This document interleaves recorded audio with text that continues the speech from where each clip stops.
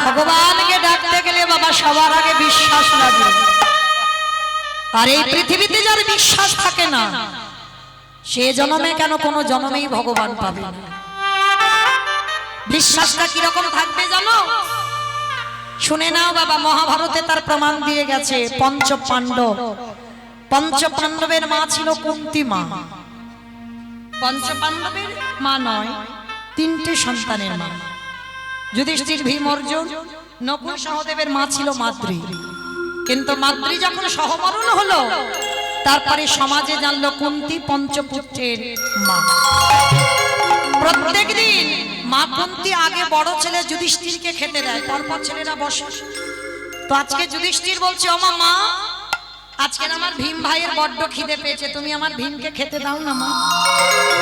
তা ভীম আজকে যা রান্না করেছে বাবা ভীমকে খেতে দিয়েছে। আর ভীমের এত খিদে পেয়েছিল মা যা রান্না করেছে একাই খেয়ে ফেলেছে। ওর উদর এত ভর্তি করতে পারে না বাবা, যা রান্না করছে সব খেয়ে ফেলেছে। আর মা কুন্তী এসে রেগে গিয়ে বলেন, ভীম তোর এত খিদে, তোর এত লোভ, তুই একবারের জন্য তোর মার কথা ভাবলি না, তোর ওই ভাইদের কথা, তোর কারোর কথা ভাবলি না। যা রান্না করেছি তুই একাই সব খেয়ে ফেলেছিস। কেন রে তোর এত খাই, কিসের জন্য তোর এত খিদে? মা হয়ে যখন সন্তানকে বলল তোর এত খাই কেন, বড় অভিমান হলো। মা, আমি একটু খাই বলে তুমি আমায় এত বড় কথা বললে, আমার খাই। ঠিক আছে, আমি আজকে তোমার চরণ ছুঁয়ে কথা দিলাম, আমি আজকে থেকে আর খেতে চাইবো না। তো বলো, আজকে যে সব খেয়ে ফেলেছি তুমি আমার কাছে কি চাও? কুন্তী বলেন, ও তোর একটু খাবার তুলনা দিয়েছি বলে তোর এত অহংকার, গরম করে বলছিস কি চাই বলো? আর আজকের আমি তোর কাছে যেটা চাইবো তুই দিতে পারবি না। পারবো, বলো মা তুমি আমার কাছে কি চাও? তাহলে আমার মাথা ছুঁয়ে প্রতিজ্ঞা কর, যা চাইবো তাই দিবি। প্রতিজ্ঞা করল, তাহলে দে, দিতে যদি হয় আমার একটা বস্তু এনে দে। বলো মা কি চাও? ভীম রে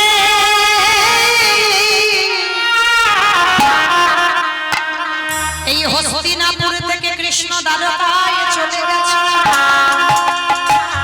কয়েক মিনিটের মধ্যে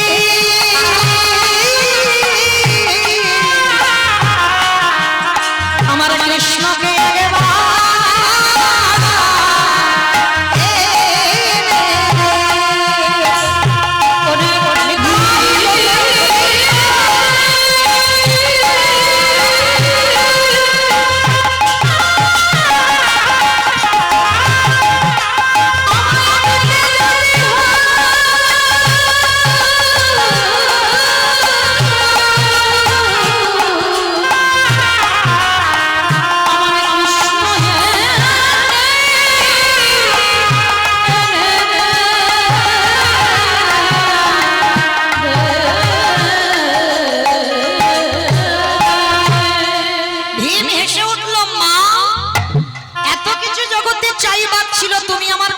কৃষ্ণ চাইছো?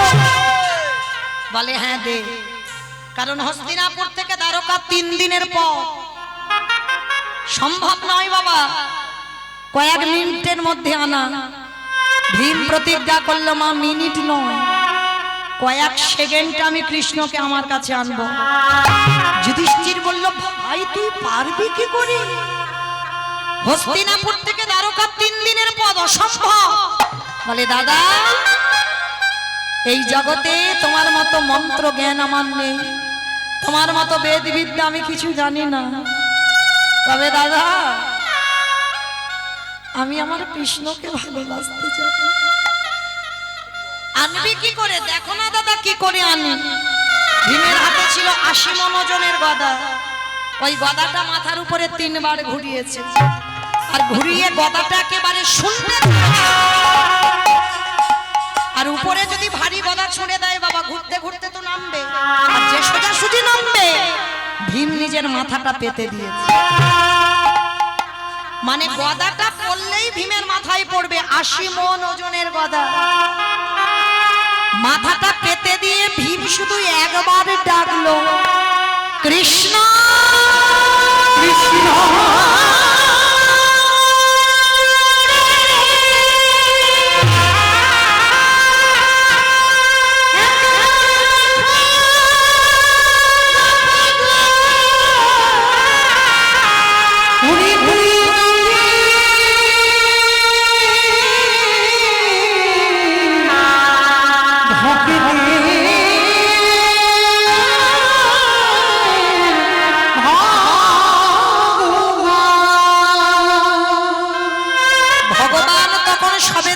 সিংহাসনে বসবে আর এদিকে ভীমের ডাকটা কৃষ্ণের কানে পৌঁছে গেল। সঙ্গে সঙ্গে ওই দ্বারকা থেকে উঠে বাবা আবার রওনা দেবে হস্তিনাপুর। সত্যভামা রুক্মিণী বলছে, প্রভু তুমি কোথায় যাচ্ছ?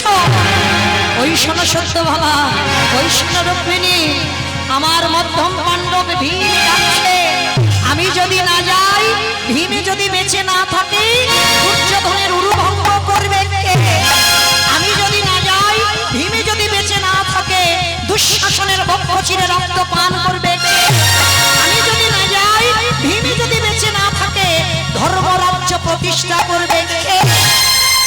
আমি আসছি, এক্ষুনি আসবো সত্যভামা। বাবা উপরে গদাটা তো দাঁড়িয়ে নেই, সে তো ঘুরতে ঘুরতে নিচের দিকে আসছে। 3 দিনের পর কৃষ্ণ যেখানে আছে, তাহলে 3 দিনের পর একটা গদা উপর থেকে নিচে পড়তে কতটুকু টাইম লাগে? সবে গদাটা ভীমের মাথায় পড়তে যাবে, কৃষ্ণ শূন্যে ছুটে এসে আগে গদাটাকে বুকে জড়িয়ে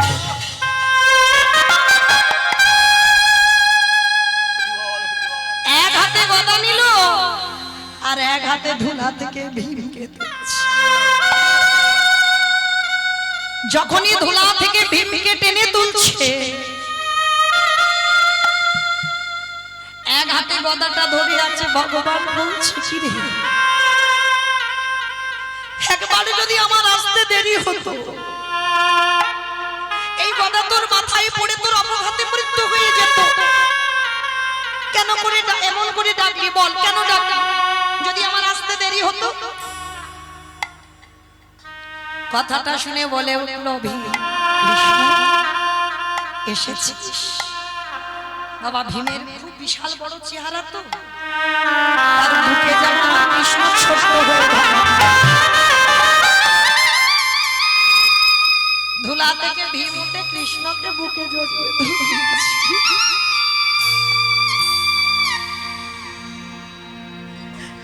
কৃষ্ণ,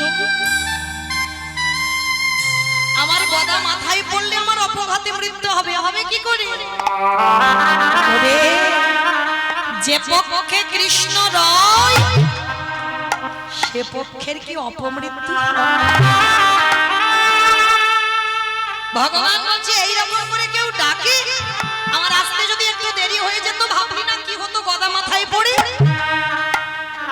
ভীম এসে বলছে, আমি জানি তো আমার মাথায় পড়বে না।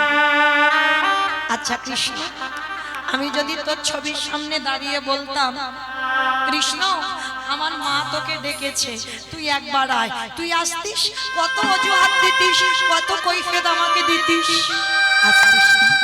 কিন্তু দেখলি তো এমন কায়দা করে ডাকলাম, 3 দিনের পথ কয়েকশো হেঁটে ছুটে। দূরে মা কুন্তি দাঁড়িয়ে দাঁড়িয়ে দেখছে ভীমের বুকে কৃষ্ণ।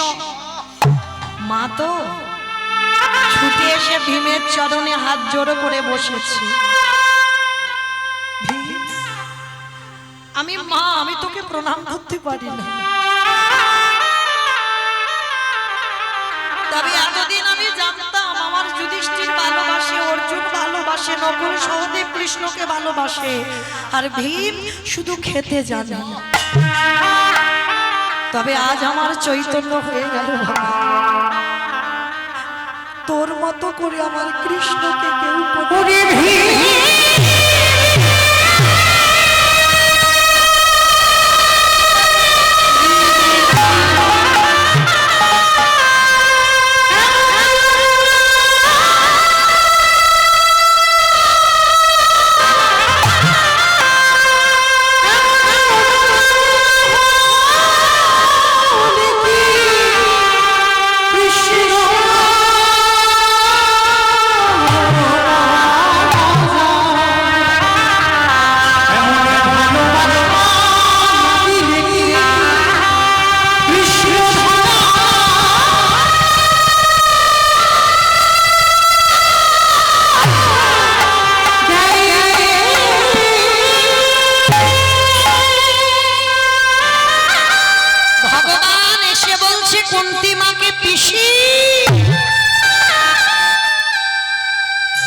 শুনলাম তুমি নাকি আমায় ডেকেছো। হরে কৃষ্ণ, যখন চলে যাচ্ছিস যে যা চাইলো তাকে তাই দিলি, ওই আমাকে তো কিছু দিলি না। বলো কৃষ্ণ তুমি কি চাও? ওরে কৃষ্ণ রে, তোর চরণে আমি জানাই রাগলাম, এই জগতে যত দুঃখ, যত কষ্ট, যত অভাব, যত ব্যথা, ওরে কৃষ্ণ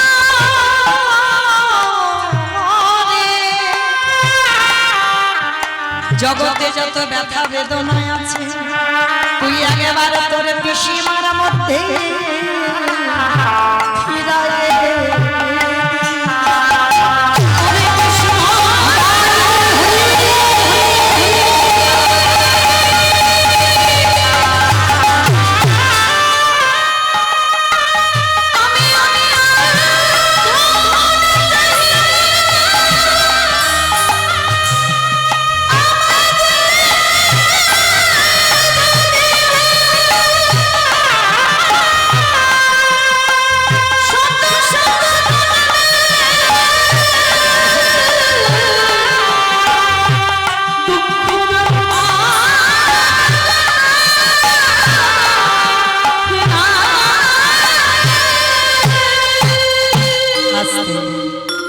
দুঃখ থাকলে কৃষ্ণ থাকে, আর দুঃখ যার চলে যায় কৃষ্ণ চলে যায়। ওই জন্য বিজয় সরকার একটা গান লিখেছে, বাবা গানের ভাষাগুলো একটু শুনবে। তোমার নামে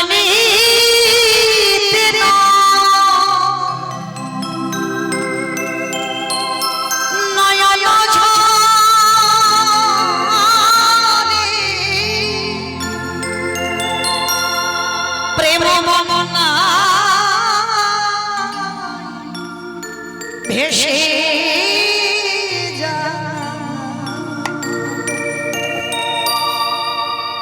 যদি জীবনে বাঁচতে হয় ভগবানের কাছে একটাই সম্পদ চাই, প্রত্যেককে বলবো চিরকাল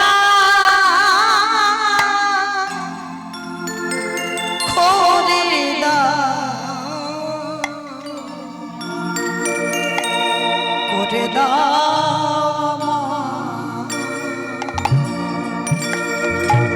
তোমার নামে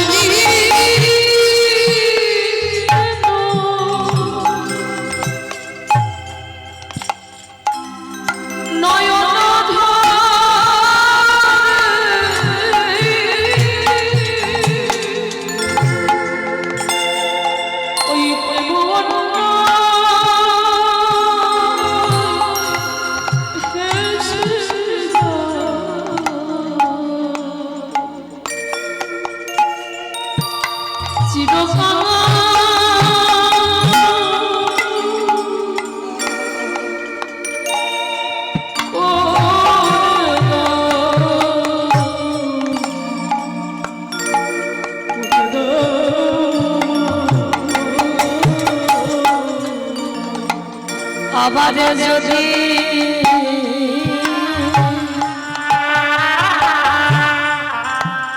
আসি দয়া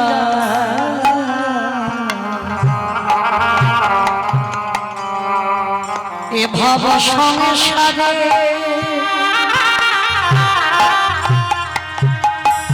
যেন কৃষ্ণ ভক্ত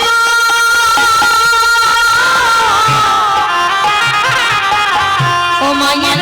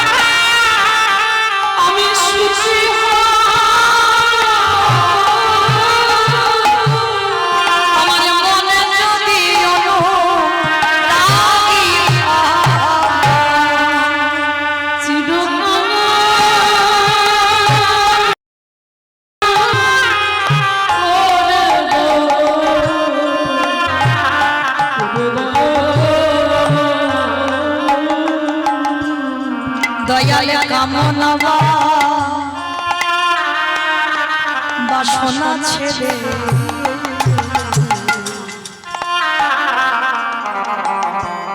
শুদ্ধ হবে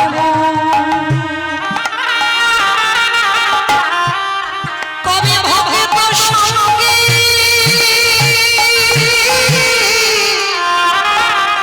প্রেমের তরঙ্গে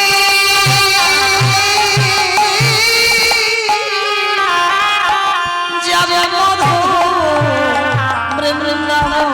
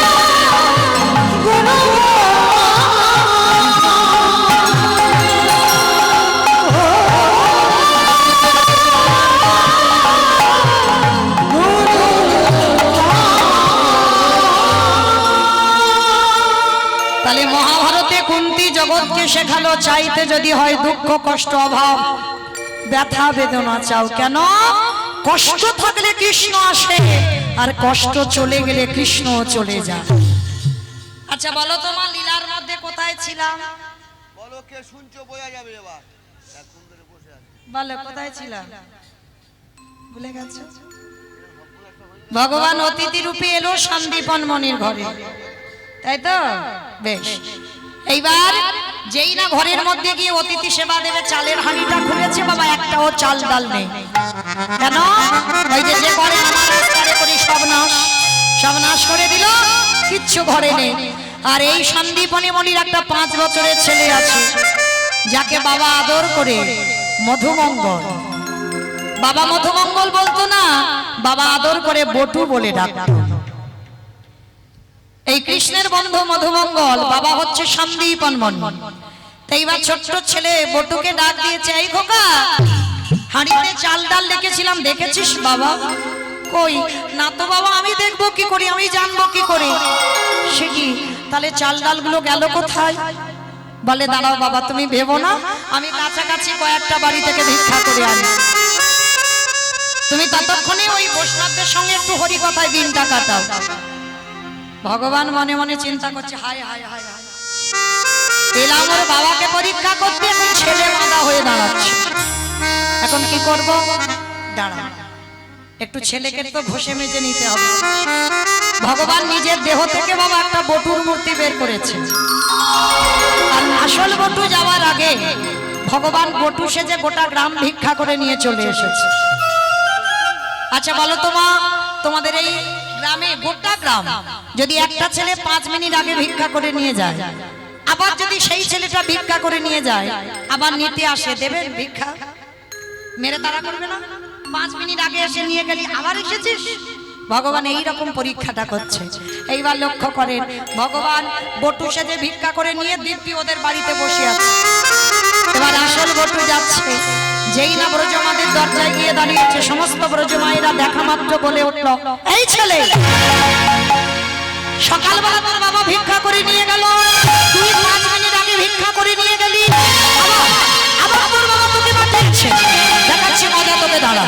সবাই মিলে ওই বেতের বাড়ি দিয়ে বটুকে বেত্রাঘাত, কৃষ্ণ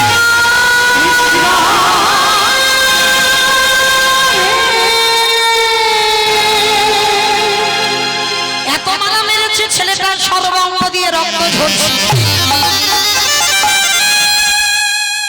ছোট্ট বটু বলে উঠল, কৃষ্ণ, কেউ জানুক না জানুক, তুই ভালো করে জানিস আমি জীবনে কোনোদিন আসিনি, আজকের প্রথম। তবে শোন, আজকে যখন প্রথম ভিক্ষায় এসে এরা বলছে আমি নাকি 5 মিনিট আগে এসেছিলাম, কিন্তু তুই তো জানিস আমি আসিনি। ভগবান মুচকি মুচকি হাসছে আর বলছে, বেটা জব্দে পড়েছে, এইবার দেখি ও কি করে। ছোট্ট বটু সংকল্প নিল, এই দেহে যদি বৈষ্ণব সেবা দিতে না পারি, এই দেহ রাখবো না, এই দেহ যমুনার জলে ত্যাগ করে দেব। ভগবান ওদের বাড়িতে বসে চমকে উঠেছে, বাবা, ও যদি জলে ডুবে যায় আমাকে তো কেউ ভগবান বলবে না, না না না, ছেলেটাকে মরতে দিলে হবে না, ওরে বাঁচাতে হবে। তাহলে কি করে বাঁচাবো? ভগবান কি করেছে, একটা পাখি রূপ ধারণ করেছে। এই তোকে মথুরাই দিল না তো কি হয়েছে, তুই বৃন্দাবন চলে যা। ছোট্ট ছেলেটা ভাবলো, তাই তো, বৃন্দাবনে গেলেই তো চাল ডাল পাবো। ও মায়েরা, আর যেই না বাবা যমুনার ঘাটে গেছে, দেখে না নৌকা নেই আর মাঝি নেই, আর ছেলেটা সাঁতার জানে না, তাহলে কি করে যাবে? চোখ দুটো বন্ধ করে নেমে গেছে জলে। কৃষ্ণ, রাখতে গেলে তুই রাখবি আর মারতে গেলে তুই মারবি। কৃষ্ণ নামটা স্মরণ করে বাবা যেই না ওই জলে নেমেছে, সঙ্গে সঙ্গে বলছে, বন্ধু দেখি তুই কি করিস, আমি তো সাঁতার জানি না, দেখি কি করে পার করিস। দয়াল তোমার লীলা, দয়াল তোমার লীলা খেলা, ওগো বোঝা বড়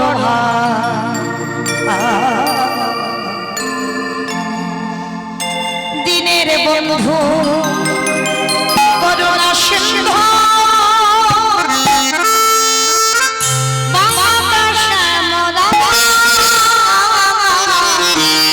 দয়াল বন্ধু করুণা সিন্ধু,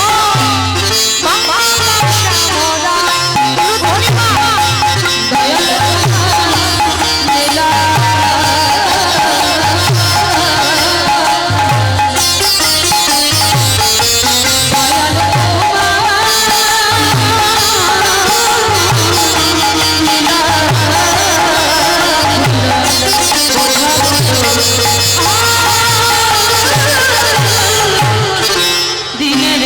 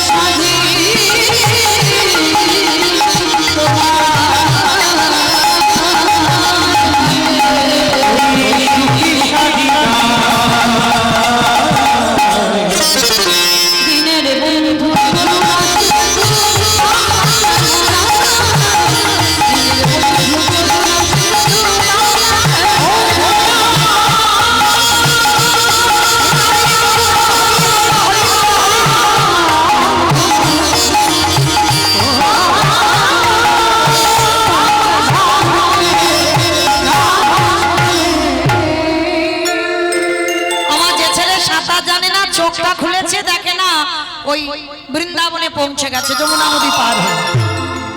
কৃষ্ণ, তোর এত অহিতকে কৃপা, তুই আমায় পার করে দিলি। মা পূর্ণমাসীর ঘরে বাবা চাল ডাল সবজি যা যা দরকার পুটলিতে করে বেঁধেছে, বেঁধে নিয়ে মাথায়তে তুলে নিয়েছে। আবার যমুনা পার হলে বৈষ্ণব সেবা হবে। অত সোজা নয়, ভগবান কুর্ম হয়ে জলের তলায় বসে আছে। আমায়রা কুর্ম মানে কি গো?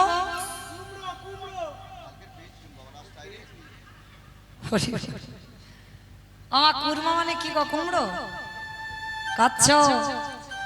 আপনাদের এখানেই আস্তে আস্তে অনেক বড় একটা কচ্ছপ পেয়েছিলাম রাস্তায়, 3 কেজি। বাবা, কালকেই রাতে পেয়েছি, এখানেই আস্তে আস্তে। তো সেটা আবার ছেড়ে দিয়েছি বাবা। একটা আস্তে আস্তে অনেকটা রাস্তায় এলাম, একটা পুকুর দেখতে পেয়েছি, জানি না তো কার পুকুর। সে পুকুরে কচ্ছপটা ছেড়ে দিয়ে চলে এসেছে, অনেক বড়।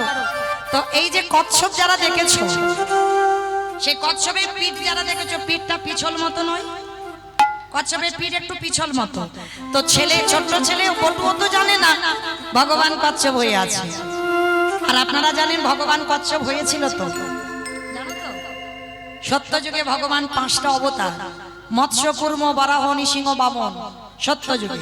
ত্রেতা যুগে 2টোই রাম, একটা ভৃগুবংশী যমতকুনি রৌরসে মা রেণুকার গর্ভে জন্ম নিল ভৃগুরাম বা পরশুরাম।